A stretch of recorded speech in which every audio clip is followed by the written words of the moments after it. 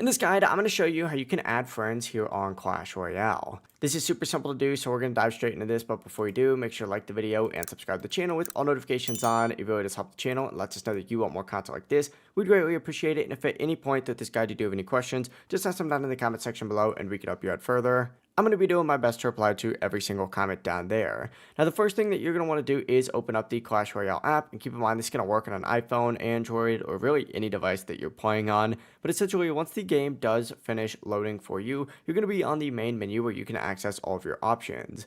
Now, adding friends here in Clash Royale is a little bit different compared to other games. Up at the top right corner, you're going to see a friends icon next to the news icon. Go ahead and select that, and it's going to bring up a page that looks like this. And from here, you just have to hit invite friend, just like so.